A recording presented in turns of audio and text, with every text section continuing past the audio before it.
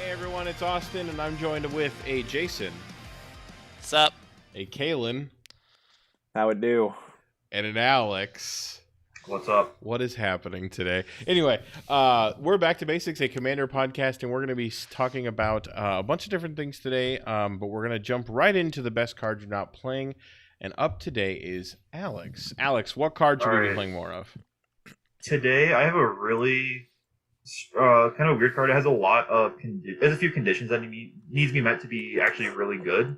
But once you've met those conditions, the card becomes astronomically a lot better than a lot of cards I see people play. And that card is Time Stream Navigator. Oh my god, yes. Okay. Wow, I did not see that coming. You said I'd like this card, and I'm already very happy. Okay. That's so funny. For those of you that don't know, it's 1 and a blue for a human pirate wizard. It's a 1/1. Then it has the Ascend mechanic from Rivals of Ixalan, which says you get the City's Blessing if you have 10 or more permanents in play, and once you gain the City's Blessing, you cannot lose it. And then it has an activated ability for 2 blue and tap. You put them on the bottom of your library, and then you take an extra turn after this one. And the types of decks that I play this in, I play it in the 2 decks I played in are Grixis plus graveyard-oriented decks, and then Nala, like it's a wizard with a really good effect. And you make the hasty token and just take an extra 2 turns. Yeah, you use a token to make an extra turn, and then with the Nala, you have a way to put it back in your hand. So a card like Sunken Hope is a card I play a lot in Nala builds because it's a randomly good stack piece against a lot of decks, and it lets you reset your ETBs. And then in the graveyard-oriented decks, the reason that has to be Grixis is you need Anger in the graveyard to get it haste for the infinite turns, and then you use Grenzo to put it, take it from the bottom and put it back into play. Oh yeah, I didn't even think about it with Grenzo. That's kind of cool. So I know that in Standard, a buddy of ours tried to build a. It was after Feldar Guardian got banned, but he did it with Saheeli Rai. So you do Saheeli Rai with Time Stream Navigator, and you can take infinite turns. He had a couple of different cards in there that like gave Saheeli extra counters, or I don't remember exactly how the deck worked. I just remember using Saheeli with Time Stream Navigator to go infinite. So it's pretty cool. If nothing else, you're getting to draw a lot of cards and do a lot of things. Absolutely. So, and for those that are wondering about its statistics, it's currently in 1% of decks. It's in 1% of decks. You think I wasn't ready with the statistics already? It is in 1% of all available decks on EDH Rec. 2,742 decks out of 244,293. So very small amount. Yeah, this is really great. It has 3 tribes that they've been giving consistent support to over the years. Like humans, they've always been giving consistent support to. Wizards, they've given support every now and then, and we're getting Strixhaven in a few months, which is a wizard-oriented set. Yep. And they've now been supporting pirates more with Commander Legends. Yeah, they bring a lot of really good pirates. And Ixalan, so. I absolutely love this card, even if you're not going infinite with it. And maybe, I know some people are against like taking extra turns, but it is just 1 extra turn usually. Maybe 2 if you're doing something really dumb. But I really like this. I play it in my Tezuka deck because it's a 1/1. And it just has a great ability attached to it as well. You're gonna really enjoy this one today, and I did. It's a really good card.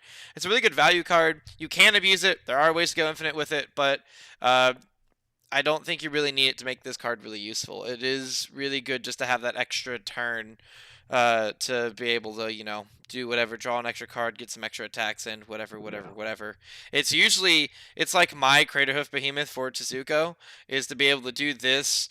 Because Tezuko creatures you control with power toughness 1 or less can't be blocked, and so I usually have a pretty big board, and then I play this, and like I'll attach something that gives it haste, or maybe I'll activate it the next turn, and it's usually like my like kind of Craterhoof for the mono blue weenie deck, and that I get an extra turn to just hit you again and make a lot of extra value and draw a bunch of cards usually. So I love this card. It's a great choice. It is criminally underplayed just for its value alone. Yeah, good choice.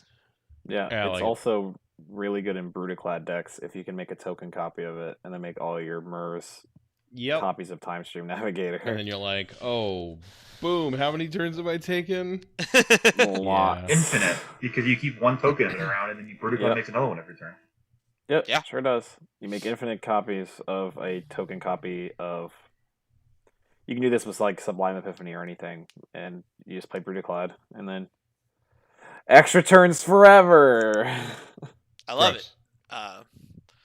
But yeah, I think this is better as a value piece, but you can definitely, of course, use it as a combo piece as well. Yeah, absolutely. Well, cool. Yeah, that's that'll move us right on past that. That's also a cheap card, right, Alex? You know, it's very cheap. Yeah. Just got out of Homestead because of the Commander Legend stuff. Yeah. It spiked because of the pirate stuff. Yeah, Right, it's so a little bit just expensive right now. $5 or $6. It's $6. Yeah. $6. Okay. So, not that expensive. a couple of weeks ago, we did our episode on our pet decks, our like babies and everything, and we talked about how Kalen and I, our decks actually used to be part of a budget format, and that budget format is called Homestead. And I'm going to let Kalen do a lot of the talking here because he's kind of the main person behind this, but obviously the rest of us are going to step into it. And we're just here to talk about this format and just kind of like a good way to sort of introduce it to people. So, Kalen, if you want to kick us off, I'm not going to make you do a bunch of talking today. I don't want to, at least. I would like to add real quick, Troutalara was a Homestead deck as well, technically. Well, yeah, but then we learned later that Merchant Scroll is like right. Well, this is this year. We'll sorry. We'll talk. Yeah. So Homestead is basically just an idea I came up with because at the time I really wanted to get back into Commander, but I had no job, and B, I'm a college student, so didn't have a lot of money. So I'd known Jason for a little while, and he'd introduced me to his Child of Alara deck. And I was like, that's kind of cool that you did a theme around a rarity, but I was like, you know what, I don't want to copy him, so I was like, I'll just do anything that's under $5. I'll make that like a limit. Every card in my deck has to be under $5, and I made a Golos Gates deck, and I always like to name my commander decks, and it was cheap lands, like it was budget lands, so I called it Golos's Homestead Act. And obviously, that's eventually where the format got its name. From me, accidentally. Credit of Austin, yeah, because he was like, "Oh, I made a Homestead deck. That's what it's called, right?" I'm like, "No, it's just Budget Commander. I don't know why it's called that." Originally, didn't have a lot of rules. Mainly just being when you added it to the deck, it had to be under $5. Until later, I made it easier for everyone because it was kind of unfair that some people would get to add some cards that were like under $5 when they built the deck, but if someone wanted to build the same deck later and a card spiked or something, they couldn't also build that deck. So I actually made it so every card must be under $5 at the beginning of the year, which is I believe also when Penny Dreadful checks its legality checks every time a new set is they check released. theirs every set, but yeah. And then to go further with that, if the card is reprinted or on its release date, if it's under $5, then it's legal until the first of the year, or if another reprint happens, whichever comes first. Yeah. So obviously we just came off the first of the year, so I had a busy day on the first checking cards and seeing which ones are still legal and which ones aren't. It's always fun. New sets, reprint sets are always really fun for that. And you'd be surprised just how many cards are under $5 and pretty good in the Homestead, especially now with all powerful these reprint sets. Removal spells and stuff. Like Path to Exile and Swords to Plowshares are both under $5. Abrupt Decay. So Abrupt Decay is under $5. Maelstrom Pulse. And the one rule I suppose that is kind of important to this. So it still follows the Commander ban list. You still follow all that stuff. It's still Commander. It's just a way to do budget. But another thing, your commander can be over $5. Your commander can break. Your commander can be. Someone wanted to build an Angus Mackenzie deck, you can. Yeah, exactly. Like the commander doesn't matter. You can build, whatever commander you want to. It's just the rest of the deck has to kind of fall into the category. So I think one of the most important things, one of the things that I really enjoyed about building it, especially when I was building my first Homestead deck, which was Niv, was building the mana bases. Because the mana bases are very difficult to pull off because a lot of the duels that you get are kind of medium. Yeah, they're pretty meh. I think one of the most iconic Homestead cards is actually Grand Coliseum. Which Yeah, so bad Grand Coliseum is a City of land. Brass. It comes into play tapped, and you can tap it for a colorless, or you can tap it, pay 1 life, and add 1 mana of any color to your mana pool. So it's like a City of Brass that comes in tapped. But it also has the And you ability can to also tap tap it for for colorless, colorless. which is pretty relevant. Which But is I saw relevant. it in a lot of Homestead decks because it was a dual land. The same with Exotic Orchard. Yeah, And I mean, they're the Exotic two Orchard, best I'm an lands in advocate Homestead. for everywhere because like that's just it's a really good land. Yeah. But just these these really really powerful lands or whatever that are under $5 were just all over the Homestead format originally because you needed to make your mana base as good as you could. So Yeah. It didn't help Exactly. that like everyone was building 4 or 3 and 5 killer decks. yeah. Yeah. Yeah, like I think Homestead, you can obviously build those decks, but either. So I've only built 2 up to this date. I am working on a 3rd right now. I'm kind of tinkering with something. The I've 2 that built I've built too many. were 5 color and monocolor. So the monocolor one is way easier to pilot than the 5 color one was. No surprise because your mana is way better. Mm-hmm. I just finished my new Homestead deck the other day. I need Exciting. to order some of the cards, or I get some of the cards. But other than that, Yeah, my 2 Homestead decks currently are Will and Rowan Kenrith, and which is kind of like a weird combo control deck that takes like infinite turns, or casts infinite spells with a Row, and then Kumena, Merfolk Tribal, yeah, which is a ton of fun then- actually. I love Merfolk Tribal because I get to play all the power for Merfolk except for Lord of Atlantis. It's like the only one that I don't get access to. Yeah. So that's always Oh, fun. and yeah, I guess I forgot to mention the price that you check is TCG Market. TCG Market Because on yeah. either the first of the year or the most recent release, not counting things reprint. like signature spellbooks. Yeah, none of that. Whatever None is of the the most like recent. promo signature spell. It has to be a set that is either a pre-constructed deck or a booster pack. Mm-hmm. There's no like individual card releases like promos. I and think stuff one of the funnest ones was last year getting mystery boosters that added. Yeah, It's because the Oh, set's huge, right? So it added a ton of cards and it made the price of certain cards go way down. So it actually added a ton of stuff to the format. Mm-hmm, So it was a lot of fun. It's pretty cool. I mean, my Child Alara deck last year was already Homestead. This year it has 1 card that needs to come out if I want to count it as Homestead. But I had a lot of fun because I would play it into their pods as well because it's the same thing. And we'd have some games. A couple people around the shop play it with us, and hopefully, I don't know, some of you guys will play it too. But it's a really cool format just to encourage budgeting. It's really inexpensive. It almost feels like comparatively Pauper as a constructed format. I know Pauper Commander does exist as well, but this gives you access to some really cool things that aren't just commons. I think it was a really good idea when Caitlin told me about it. And it's pretty cool what you can do for just under $5 in terms of just combos, in terms of like big Timmy decks. There's a lot of things. Oh, there's tons.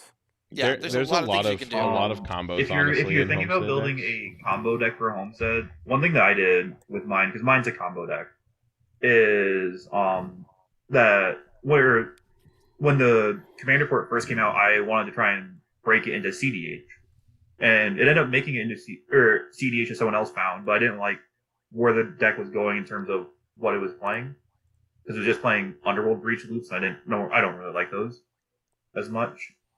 And you can't play Breach loops in Homestead because Lion's Eye Diamond is way over $5. Yeah, it is just a little bit. Not so on Mitko, it ain't. Yes, I took the CDH deck and looked at it and like, what are like these budget options to these cards? So like the Commander's Vidrock. And the main loop that it uses in CDH is it uses Dockside Extortions to make a bunch of mana, and then it mutates Vidrock over it to bounce the Dockside back with the Vidrock with some bounce spell in the graveyard, and then you use that to make infinite mana. So, and I can't play Dockside, so what I'm doing instead is I'm using Peregrine Drake and Cloud of Fairies in conjunction with bounce lands and High Tide, and using Snap as my main bounce spell. And I can also do what Lord Drake is. Nice. As I like Yeah, that. it's a and cool you generate infinite mana. That's really neat. Yeah, and like that was just a big like. It's weird to think all the combos that are available in Homestead. You can, as they said. I think it was Kalen. You can run the Maze's End as a gates thing. So if you're running like 5 colors, well, like it's a pretty good backup win condition, right? Like you can run the gates as like a backup win con. And you get access Maze's to End, for the really few powerful... people who might not know this card, is it's a land that enters the battlefield tapped. It adds 1 to your mana pool, and you can tap 3 to return it to your hand. And you search the library for a gate card, put it onto the battlefield, then shuffle your library. If you control 10 or more gates with different names, you win the game. So I actually really like this as a budget win condition for pretty much any 5-color deck. If you're playing super budget, because you're gonna be playing the gates anyway. So it's mana fixing. It is a win con. So I personally like just having this as a win con in general, and it also like searches out lands from your deck slowly, but still it does. But yeah, there's a lot of really cool different things you can do in this format, and obviously it's not super wide played right now, and hopefully maybe more people will play it after they start listening to this episode. But it's really cool, and it's just like the active encouragement of playing like budget lists and what you can do, because I really hate the sentiment that you have to spend money to be good at Magic. I do believe some of the most competitive you get, you do have to spend some money because of the cards that you just have, because of the reserve list mostly, but also just cards in general. I mean, like Force of Will is still a very expensive card, and it's very important if you want to play at like a really really high level, just because of the freeness. But there's also so much you can do for not much. Like I think I talked about in the episode we talked about our decks. That was one of the driving factors for why I built like my all commons list, is that I wanted to prove that you can do stuff for budget, and this just really expands on it too. And I think it proves that just how powerful of a deck you can have and keep it very budget. Yeah. Oh, hello. I mean, but I think, yeah, like we were talking about, like just the different things that are accessible in Homestead is weird. Like you think about a card and you're like, wow, that card's like really really powerful, but just the fact that it exists and you can play it in there is actually kind of huge. Oh yeah. Like I know that Kalen and I both, when we were in our 5-color Homestead decks, we both played the Saheeli Rai combo. Like both of those cards are under $5. And it's sometimes you just win on turn 3 with it, right? Like that. It's not strong enough in Modern. It's too strong in Pioneer, so it got banned in Pioneer. So it's played nowhere. So it's like Saheeli's like $2, Cat's like 50 cents. Yep. Yeah. And it's just weird to think that like such a powerful 2-card combo is legal in the format. Yeah. And it's also like that's a turn 3, turn 4 kill. Mm-hmm. Yeah. And it's not even that hard to get. Like you could turn. It's Eldami's call. Eladamri's call can grab the cat. Yeah, so you could technically go like turn 2 call, and you get it into your hand. Turn 3 Saheeli, turn 4 cat, and you could have the combo. Definitely. And that's not a really hard setup. But that's pretty fast for Commander. There's a lot of ways to like find things in Homestead. Like transmute cards obviously help to that fact. Other cards like I believe they're all legal. Yeah, I'm pretty sure most of them are like commons, so it makes sense that they're all legal. I think maybe Talaria West is the only Talaria West might not be, but that's not gonna find you anything but I doubt that relevant. I'm gonna be honest. It finds Maze's End. It does find Maze's End. That is important. Yeah, and that's the other thing too, is that like I was actually going to point that out when we were talking about Maze's End and stuff, is that you actually get a lot of the really powerful things. Expedition Map, Sylvan Scrying, Crop Rotation are all Homestead legal, right? Yep. So like lands decks actually have a pretty decent time with getting them. No Field of the Dead though. So Field of the Dead, no, you don't. Get it was close for a little while, and then it started seeing the heaviest of heavy. Talaria West. Modern. Talaria West is not not $5. Yeah, it just always is like in a weird spot where it's $6, $6.88. Oh. So it's played just enough for it to be $6 in competitive formats like Titan. So makes exactly. Sense. Yeah, there's just you'd be surprised. Like you can do a lot of stuff with Homestead. Like you don't have to be shackled. I know originally when I built Golos, Gates, I put Day of Judgment in my deck because it was like $2 at the time, and it's probably even less now because Wrath of God was like $6 or $7. But then they got reprinted twice, and now it's like $4, and I'm like, yeah, there we go. One of the most powerful Wraths ever printed is now legal in this format, so I got to play it. Dang it! But also Shackles is over $5. Yeah, unfortunate. But if you want a card to be legal in your deck, just maybe be patient, and you might get lucky, and it'll be reprinted. So. Yeah, if it's reprinted, or like even if it just has like a weird dip in price on the first of the year, that's enough. You know, we were really close to having Twin legal last year. It was like a cent. I don't want to talk about it. It was 501. It was literally 501 on the first, 501. Yeah. I was so mad. Actually, it was something that I was really upset about because last year the card Knowledge Exploitation, and for those of you who don't know, it's 5 blue for sorcery, and you search target opponent's library for any instant or sorcery, and then you can cast it for free.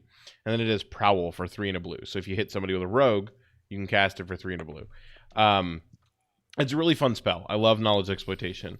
The card went from like $2 to like $18. So it's no longer Homestead legal, and it was in my Homestead deck up until the first when I had to take it out. Because of the Rogue Commander deck that's like gotten a lot more popular. But the Rogue Recon speaking is of, insane. yeah, that's true.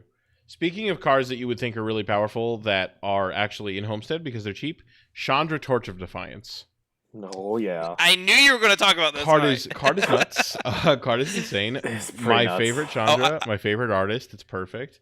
It's a very powerful planeswalker. I'd put it in some of the most powerful planeswalkers. It's very good. Yeah. So for those of you who don't know, Chandra Torch of Defiance, 2 red for a planeswalker that starts with 4 loyalty. She has a +1 to exile the top card of your library, and then you may play it or you may cast it that turn, I should say. And if you don't, you deal 2 damage to each opponent, which can be powerful in Commander. It's 6 damage on a plus, which is kind of nice. It's also pseudo card advantage. She's another +1 that adds 2 red to your mana pool. She has a -3 that deals 4 damage to target creature, and flame slashing your creature, a lot more powerful than you think it is. And then her ultimate, I believe, is -7. Yep. -7. Yep. You get an emblem with whenever you cast a spell, deal 5 damage to any target, which is nuts. Yeah. Absolutely insane. Nuts. Card's really powerful, and it's now like just a couple of bucks. So on the first, it was like it's surprising. It actually sees some decent modern play. It did for a while. It's not as good Isn't it mostly anymore. played out of the sideboard in modern though? Yeah, it's sideboard, and then it's in red-green. Red-green. Stuff. Yeah, but you could see it was also reprinted a couple of times, which is why the cost is down. Yeah, it was it's gotten a lot of promos, and then the spellbook obviously helped a little bit. Yeah, the spellbook version definitely helped. But she's hovering right around that $5 range at the moment. So she will be legal for the remainder of 2021.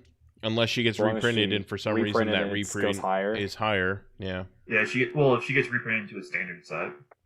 That'd be interesting. That could happen. Sure. I don't know why though. That'd be a core set, maybe. That'd be weird. A core set? Weird. Yeah. It'd be weird to do a mythic reprint in a core set. You might see it in like a Commander product, maybe. Maybe because it's cheaper now. Or drop the price. Like her going back up in price will be because she's in standard again. Yeah, exactly. Yeah. And so we can talk a little bit more about mana bases and I want to touch about mana bases because mana bases are my big thing too. How to like the lands of Homestead. I think the main dual land you'll probably end up using are the temples. Yes, all of them are under $5. Yeah, they've been reprinted into the dirt. Yep. And even before they reprinted into the dirt, I think Temple of Enlightenment might have been $6. Maybe. Yeah, the Adnos one. Yeah, Adnos, and I think Temple of Deceit was also around $5, $6, but now they're like $1 at most, and they're really good. Yeah, they enter tapped, of course, but they scry, which is really relevant. They were the lands I used in my 5-color deck for a long time. They're really powerful for that. Another thing to talk about for lands or whatever is the filter lands from Shadowmoor Eventide. I think all but 2 of them or 3 of them are under $5. There's a few that are. You don't get Sunken Ruins or a Mystic Gate. The blue-white one and the blue-black one you do not get, but you get all the other ones. which is really, really powerful. It's really good for Kumena because Kumena almost requires Flooded Grove to function. There's a lot of double blue spells and a lot of double green spells. So, and the mana base, obviously, you can't play all the super good duels and stuff. You can't play fetch lands. You can't play Breeding Pool or Tropical Island. You can't do anything like that. And because it's an enemy color pair, you even have less dual options as well. So yeah. If you don't have the check lands or the you don't have the cycle you have lands. the check land. You don't have the Tango land. Yeah, that's true. From a BFZ. Yeah, and that's another thing too. I think most of the check lands are under $5. No, some of the Scars ones aren't, but most of the Kaladesh ones the are. fast lands from Kaladesh, I think all but Spire Bluff. Vantage? Spire Bluff Canal is not. Yeah, I think almost Inspire certain. Vantage may That or card- may not be. I'll have to look. Yeah, Spire Bluff annoyingly stays expensive. Yeah, played in the blue-red stuff in my so the problem. I think that's the problem. Like a lot with Commander is when cards overlap, you have problems like this where it's like this card really shouldn't be this expensive, but dang it, it is because it's played in multiple formats. Yeah. Yep. And that is the war you are constantly fighting when building your mana base. You can play Inspire Advantage. Yeah. Okay. You can play another all one, of them except for Spire Bluff. The one that the one that I want to touch on really quick because I think we're going to skip past it if I forget about it, is the old filter lands from Odyssey. So the best example is Skycloud Expanse. So Skycloud Expanse is just a land. You pay one generic and tap it, and you add white and blue to your mana pool. And then there's one of those for each of the allied pairs. So there's white blue, blue black, black red, red green, green white, and they're really good lands. They're really powerful in 5-color decks. Your mana base does become really weird and wonky at some points when you've got a couple of them out there, and you're like, okay, how do I filter this into this into this? The fact that they don't tap for a color already, kind of crappy, but they can be a little they clunky. can't tap for they can be a little clunky, but they're good if you're looking for untapped dual land options. Yeah. Because being able playing gates, playing the Tango lands, playing the temples, a lot of them come in untapped or tapped usually. So you kind of run the risk of being like, well, it's turn 4 and I need my 4th land to cast this, Jay of Judgment or something, and I don't have an untapped source, and it's like, well, I guess I'm stuck. I'll die. So fun fact: Spire Bluff Canal is also legal. I'm sorry. Canal is really? Oh, it is? Spire Bluff Canal was $4.78 market on the 1st of January. Dang, that's cool. Okay, so all the fast lands, all the Kaladesh fast lands are. Yeah, I'll have to check. One thing that's going to be really helpful, I think, or at least for the green decks in Homestead for the mana base, is Kaldheim is giving us a cycle of fetchable land type duels. Yes, common no ones or at uncommon. So they'll be really cheap, and they'll be you'll actually be able to play Farseek and get a dual land. Yeah. That isn't just at least for we can now do that with the enemy codes. We could do it with some of the allied ones beforehand, but that'll be really good. I'm really hoping that we get more of these cycles kind of printed enemy colored versions, in future sets. Yeah, it'd be nice. Or even just in Commander sets. If anyone from Wizards, if you see this, by the way, there's the old set of old fetch lands, right? They the slow fetch lands? The slow fetches. They enter tapped, but then they're just like the normal fetches, except you don't have to pay a life, right? Those cards are awesome. Can we please get them reprinted so that they have the new border and they're a little bit cleaned up, right? Because Mirage, no offense, they looked kind of bad. And B, get the enemy colored versions. Put them in a Commander set. They're so cheap. They're perfect for Commander. They're actually perfect for those Commander precons. And getting a bunch of them would be absolutely nuts. It'd be so nice to have. Yeah, that'd be great. We just need more of those. The duels they printed for Jumpstart are pretty good because they're pretty cheap.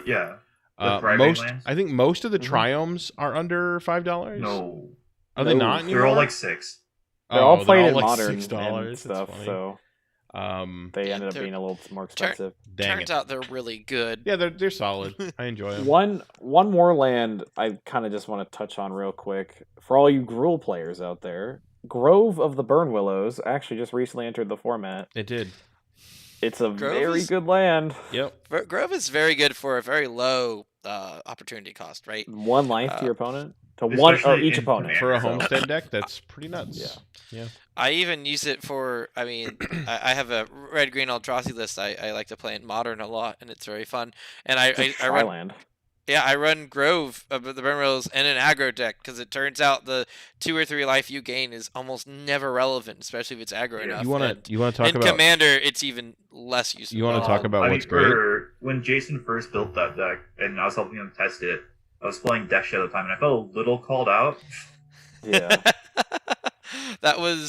It was great. I mean, Grove of the Burn Willows has Go- always been an go with- anti-Death Shadow card. Go with me on this journey. Go over the Burn Willows. You know its downside is kind of negated by another card that's also in the format, Sulfuric Punishing Fire? Vortex. Sulfuric Vortex. It's $2. Yeah, it just It is becomes legal in it just becomes Homestead. It becomes a Taiga at that point. Yep. It's actually Taiga Plus also because it taps also for taps for colorless. colorless. It's a tri-land Yeah. colorless. That's actually really cool. I did not know that. I'm kind of sitting here thinking about red-green So stuff now. something like to note. Rurik Thar. Yeah, Rurik Uh, Thar seems really hot. excuse me, I'm gonna build Blood Moon Clothis? might be in the format next year. Clothis? Yeah, something to note is that I counted the Zendikar Rising expeditions in the Homestead legality list, so some of those are actually under $5 because. Are they really? Oh, they're really bad Oh yeah, ones? Copperline They're really Gorge is bad like ones. $4. Yeah.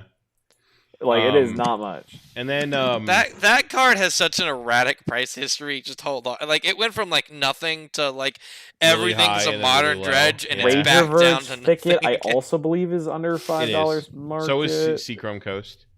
No, it was not. Is Seachrome not? On the first, it was $5.60 on the first Dang for that it. edition. So close. So, yeah, like you can play 7 of the fast lands. Another So that's thing, pretty another cool. thing I want to point out now that we're talking about the Zendikar ones, is the Manlands, the World Yes. Wake ones, and then Yeah. eventually the Oath of the Gatewatch ones, and BFZ ones. They are all legal in Homestead. Celestial Colonnade is the closest one, and It's like $3 or that close. something. It's Yeah. nothing. What, Yeah, Colonnade? yeah. Colonnade is the closest It's worth one, nothing. and it's nothing. Yeah, like they're all Oh, how they're the all really mighty powerful. fall. So if you're looking for a dual land, obviously they come in tapped, but like your 5-color decks, especially your like 3+ color control decks, are really going to be looking for stuff like that. They're obviously manlands are just really powerful. yeah, And I believe one of they the should be paid more, weaknesses so. of Homestead decks that I found is they're kind of soft to planeswalkers. So having these lands that can just punch people's planeswalkers is pretty good. It's really hard to beat planeswalkers, unfortunately. Just in like in Magic in general, in Magic it in kind general, of that isn't a Homestead thing. That is specifically for like Magic. Just doesn't have enough like Heroes Downfall effects like it should. Yeah. Agreed, But- but So Most of them are in Homestead. yeah, that's true. That is true. That I is don't true. think the one in Standard is the. I'm trying to think of the Knight. What cheap? The kicker one? Oh, Murderous Rider. Murderous Rider. That's what I'm thinking of. That one's Uh, not. that's that's under because $12, it's right? still in Utter- standard. What is Yeah. it called? Chop. What is? Wait until it rotates out. No, probably. Yeah, be right down exactly. there When as it well. when it rotates, it'll go down because What like is it? it's only played in Swift Pioneer. Really. End Swift is End. the- Yeah, is the Yeah, one that called. hits. It is like $2. I don't know where. But also, oh, is it really? Also, Yeah. things like Vraska's Contempt, Eat to Extinction. We've already talked about those. We talked about those in the removal set or the removal episode. Same with Murderous Heroes Rider Downfall. is in the format. yeah. Yeah, we it's were like just saying. $2. Yeah, It's $1.34. Yeah, it's not even Really? $2. that's cheap. Alright. That's a lot cheaper than I Now thought. the it was. Mighty Have Fallen. That card used to be like $7. Yeah, it was quite up there. Yeah, so I mean, like we were saying earlier, there's a ton of stuff in Homestead that is just kind of surprising. These really, really powerful cards that were in Standard, when they leave Standard, they are still powerful cards. It's just that their price goes down under like $5, and then they kind of sit in this really interesting budget area. Yeah, It happens so- a little bit I less feel- now because of Pioneer, but a little bit. Yeah, but a less. lot of good cards in standard that don't break into modern or legacy still are pretty good in commander. It turns out usually, or Yeah. at least a couple of Absolutely. them in every set. They yeah. Now that Pioneer's around, there's a chance that some of them get picked up in Pioneer, but still, there's some pretty good like standard all stars that do pretty good in commander. Yeah, definitely. Yeah. And then another point that I want to talk about, this is completely, not really completely, but changing the subject at least, is sort of the philosophy around deck building for Homestead, where it's not built casually. That's an important takeaway. We've always built the decks in more of a like CDH but 3 turns slower kind of decks, where like they have that philosophy where they're trying to be competitive, which you can do weirdly in a format where your deck cost is less than $100. So I mean, you can say the same for just Pauper as a constructed format. Yeah. There's a surprisingly amount of things that don't cost a lot of money, which like I think just reiterates the point that you don't need money to compete unless you're talking about the highest of the high tables. Vintage. And even then, you want to build Ravager shops, then, you might have to drop a couple $1,000, multiple. Just play red and play Price of Progress. Yeah. Price of Progress also ridiculous. You still have to buy your Also Power on 9 for your Homestead. red deck. You still gotta buy your Mox Rubies. You don't have to. You've seen Spirit Guide. Simian Spirit Guide and Mox Ruby, same card. Yeah, exactly. Change their mind. You're a red burn deck. And The you don't philosophy need behind 3 mana. how I build decks in general, I've always been a little bit more on the idea that I'm not here to play a 7-hour Commander game. So I will put things to win the game in my deck. And ways to back up that combo. I'm not here to be in the shop for 7 hours because you have to think of your life equity at that point. Do you want me playing a single game of Magic that long? No. So, some people do enjoy that, and I know listeners who do enjoy that. Well, some people like it. It's just that that was the reason why I actually left Commander for a bit, was because I would go to the shop and I would sit down at like 6 p.m. and I wouldn't leave until 1, and I've played like 2 games, right? Yeah. And like I'm it's just too much. Like I don't get me wrong, I love playing games with the people that we do for the most part. Most of the players in our meta are great, and they're a ton of fun to talk to. But I love switching up tables. I love being able to play more than one deck in a night, right? So like I love sitting down at a table, even if I'm sitting down with the same 4 people. Like I talked about this a few weeks ago, where I invite people over every week to play Commander sometimes, and we'll sit down and it'll be the same 4 of us playing games. But all of our games last maybe an hour, right, on average, and probably even less than that. And that means that we can, in the 5 to 6 hours that we're over at my place, we can play 5 to 6 games of Commander, which means that I can play 5 to 6 different decks. I don't have to play the same one the whole night. And I understand that there are games of Commander where they drag on for a few hours, and those games can be really fun. But if that's the average thing that you're doing for those games, I find it very boring. Right? Kind of frustrating. I think we all agree, but at the same time, if you are listening and you're disagreeing with us, feel free to welcome to. Oh yeah, feel free to you're disagree with me. absolutely Play the game allowed as to you want. enjoy Yeah. I playing play the Commander game you want. completely wrong. We are sometimes, not so- attacking you, and I think we are trying to make it I'm just available an to everyone who person. wants to listen. We're not just talking to CDH crowd. So, if you don't feel like what we're saying is good for you, then No, we are trying to be inclusive, I think. Yeah, you like. I love the long You have games fun sometimes and enjoy Yeah. Magic Yeah. the way you want to.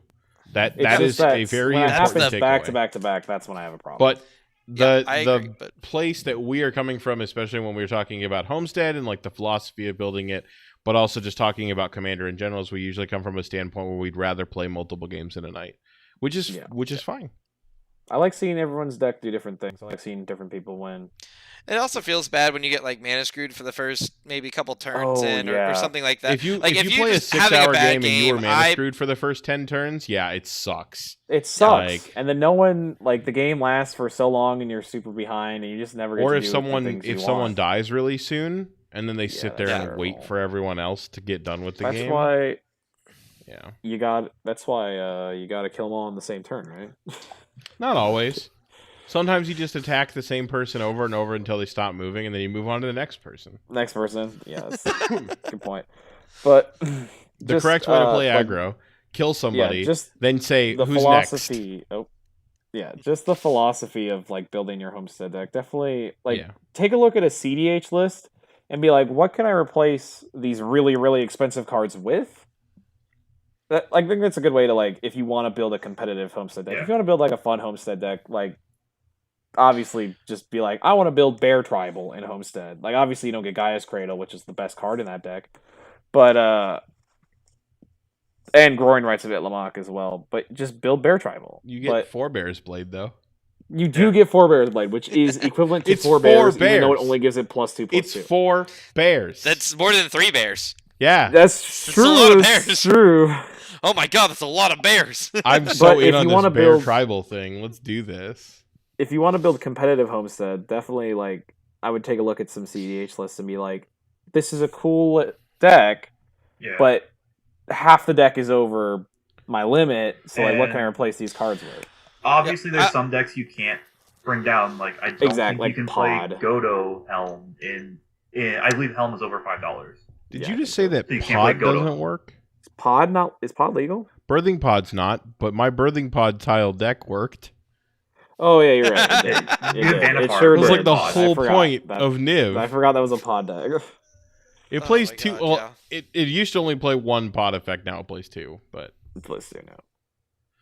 We And get there's it. the, You there's like the pod. new the new Brilliant. pod that I It's think the is a best little card. overhyped. That will probably be under $5. Hope Pyre of Heroes, where you can play like a creature tribal. Oh, the combo cre- sort of creature thing. good for tribal the pod? decks. yeah, Yeah, that'll be fun. Maybe. We'll see what that does with Just standard, depends on because what there's it gonna be does. a lot of things. Yeah. if it does something really powerful in standard, I mean, obviously it's a very powerful commander card, so it could just be one of those cards that's not Homestead legal for a bit. Yeah, I mean, I think it's pre-ordering at like 8 right now. That's probably it's like a rare, so, and I feel like it's gonna get opened a lot. 'Cause I feel like this set is gonna One get opened. downfall of Homestead, and I wanted to touch base on this, but the one big downfall of Homestead is set hype. Because Yeah, that there are a is a lot little of problem. planeswalkers that when they are first spoiled, those cards Right. have this really huge price tag attached to them, and that's super fine. That's okay, right? Because the card can be really powerful, and it might be really powerful. But like the second the set is released, if that card is over $5, and it's not legal until the next time its price is checked, because it doesn't Exactly. like this format doesn't check prices every single time a set is released. Like Penny Dreadful, it only checks on the first of the year. So you may have 9 months without this card that is under $5 being legal. So Yeah, I Which think a can good suck example of a card like that. When did Shadows or not Shadows? Zendikar Rising come out? late last year sometime. Yeah, don't remember it the was exact date. I release couldn't tell date you. was September 25th. So Okay. a good example of that would be Nissa of Shadowed Boughs. Good card. I have it in my Kenrith deck for a reason. It was $13 on release, but it wasn't allowed, and it tanked after that because it was kind of overhyped. But it wasn't allowed to be legal in Homestead until the 1st, when it had dropped all the way down to, let's see, like $3. So if you want to play Nissa the Shadow Bows, you had to wait a while, and maybe that system can be adjusted eventually. But I think the system I have in place is okay. Yeah. I mean, you got to play Avenger of Zendikar for an extra 6 months after it spiked. So if you guys like stuff like that. Good old Yeah, Avengers. like we Zendikar. had mentioned, or I had mentioned knowledge exploitation. Like I was able to play that card Yeah. up until the first of the year, even though it spiked like, Yeah, 6 months it ago or allows you whatever. to have the time to edit your decks. Like you'll know that eventually that card will have to go away, but you can play it for a while and then be able to make the change when it happens. Yeah, exactly. Which is Like it important. was really interesting actually because we had never really had like a big because like the format was developed like early 2019. early was it Late 2019 2018 or late or 20 2019? or late 2019, early 2020. Yeah, I don't A little ever earlier think than that because I was gone by late 2019. No, wait. no you No, you weren't. No, it wasn't. I came in 2020, early late 2020. 2020. Yeah, late 2020. That's it. Anyway, yeah, it was weird because we had never really like lived through a price change. Like Yeah. we had never like the very first format's like price check for January 1st was this most recent one. Yep. So it was It was really fun day. interesting to just like sit down and be like, all right, what do we have to change out of our decks? Like what cards are no longer over $5 and what cards are now under $5? Mhm. So yeah, it was really interesting. So we're kind of getting close to the end here. We've kind of been talking for a decent amount of time. So I kind of want to do something here that now that we've been talking about the format for quite a bit, I want everyone to kind of go around and just say something that is kind of surprising. Maybe something that we haven't already touched on. Like this type of card or this type of deck works in Homestead. Do you guys have like ideas for that or no? I mean, definitely the lands deck. I was because I played a land style deck for a little while in Homestead until it eventually became Kenrith Control and then became this. I don't even know what it is anymore, but it's now not budget. But when it was Golos, it was lands, and I was really surprised just how many of the utility lands you play. Obviously, you can't play like Strip Mine or Wasteland or Field of the Dead, but you got to play like Blast Zone. Detect or not the one that makes them unhexproof and stuff, and you gotta play lands like that and find them off of Golos in a pinch, which I was really surprised that archetype worked without, not all, but some of the utility lands. I was really surprised. Yeah, absolutely. I understand that. It did. Yeah. Obviously, you had to rely on gates instead of like Dark Depths, but yeah, it's still lands deck. One thing that had really came up to me because my first Homestead deck was Niv Mizzet Reborn, and a set of cards that came or I just put in kind of like, yeah, whatever, I'll try these out. They'll probably end up getting cut eventually, but like that really surprised me with them. And our cards that I now recommend to people for some decks are the Odyssey Cavern Harpy cycle of stuff. Oh yeah, there's two in each ally color pairing of it's a creature that when it enters the battlefield, you return a creature. You have to essentially share or bounce a creature that shares a color with it to your hand. Yep. So like Cavern Harpy is a bounce a blue or a black one. Mm-hmm. And I played them because they allowed me to replay my Niv Mizzet if I needed to. Yeah. But like they were all like really solid cards that like are just fine in like any like ETB oriented deck. Mm-hmm. Like, yeah, definitely. Yeah, absolutely. That's a fun one. I think I'm just impressed by the sheer amount of combos that can be run in this format. Oh yeah, it's a lot. And I know. Well, obviously, the only one I've built so far. I have been looking into a couple others, but I live in a different state than everyone else who plays the format. So, but in general, I started with just the Pauper combos, and pretty much any combo that has been or legal in Pauper is legal in this format, and then you can just build up from there. Like we talked about Saheeli Rai and the cat combo. Every single Freed from the Wheel combo, I believe, is legal in this format. Pretty close. Freed from the Wheel is only like 80 cents. Sorry, it's 3.22, but it's under 5 cents. Yep, its price is 3.22. So like, you can run Freed from the Wheel, which is just a really powerful combo, and you can just do a lot of different things in this format. I'm surprised by the amount of board wipes and combos. I'm just amazed with the amount of cards that are under $5 that you think are super powerful that, I mean, are completely and totally legal. They fall into this format. It's really cool. I love the encouragement for budget. Because I'm all about the budget. Like, if you want to play really expensive cards, I own a large part of the reserve list, and I'm not bragging. Like, I happen to have a lot of cards in the reserve list, as they like to joke sometimes. Yeah. I don't always keep great care of it, but that is besides the point. Like, I can play up there. I have a Tabernacle. I can play all these cards, but I really enjoy Budget Magic the best because. It's just the ability. I think it's more available to everybody without having to proxy or anything like that. Yeah. And so the availability of just a sheer amount of combos to just end the game with is very impressive. Yeah. I think the one deck that kind of really impresses me, in the style or archetype that really impresses me that I think is really interesting, and I don't think I've seen anyone try it or do it. Like I've brewed up a list a couple of times, but like the Virals, the Scar Striped. Infect deck, because Death Shadow is legal in the format. Like Phyrexian Dreadnought's not, but like Death Shadow being legal in the format allows you to pay 1 mana to give something 13 +1/+1 counters, and on like a Plague Stinger or a Glistener Elf, which are both legal in the format, because every card in the Infect deck is like next to nothing dirt cheap. Like you can build a really solid, like not aggressive, but like tempo-based Infect deck or whatever in the format. I think is really cool. Yeah, so. That's pretty cool. You want to talk about a really cool combo in Homestead? Like one more thing, just my favorite combo that's legal in the format is definitely the Seki Seasons Guide Warstorm Surge combo that is like 1,000,000 mana to pull off, but it's hilarious when it works. I guess I'll just go over real fast. Warstorm Surge is a 5 and a red enchantment. Whenever a creature enters the battlefield under your control, deals damage equal to its power to target creature or player. And then Seki Seasons Guide is a 5 triple green 0/0 spirit. When it comes into play with 8 +1/+1 counters, and whenever damage would be dealt to it, you remove that many +1/+1 counters and make that many 1/1 Koa spirits. Then you sack 8 spirits and return it from the graveyard to play.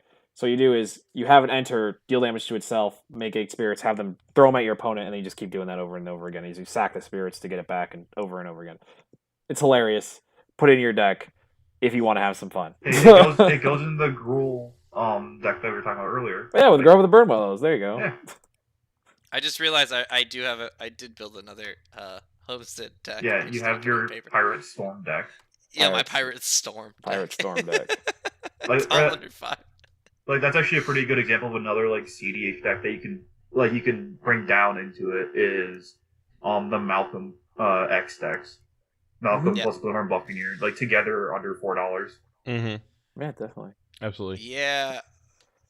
This is a dumb deck, and I just remembered. I'm like, oh yeah, I just built this budget deck. Like this is completely all right. Well, I have a second Homestead deck now. Very nice. Well, you have a Homestead deck now. You actually have. Yeah, a I mean, sure, I can remove Merchant's Call from Trialara pretty easily. Anyway, that's gonna be everything for us. I think we've exhausted a lot of stuff talking about this. It's been a longer one. I think I knew the episode where we talked about our pet decks and everything was gonna be a long one, but trying to keep these under 50 minutes to an hour because it's kind of a long time to be talking about Magic for a bit. But anyway. We've been back to basics. I just want to remind everyone to like, comment, share, subscribe on our YouTube channel here. We are on Twitter as well, and that link is below. And we're going to be getting on secondary platforms here pretty soon. And then once those are up, I will go back retroactively and add that link to the description as well. So you can go and check us out there. But outside of that, is there anything you guys want to say? Anything? Yes. Yeah. If you're tired of playing against Ristic Study, play my format. That's true. Ristic Study, it's iconic Rift, not in the format. Not in the format. Get him out of here. Anyway, we've been back to basics. I've been Austin. I've been joined by Jason, Alex, and Kaylin. And we will see you guys next time. Have a good one, everybody. See ya.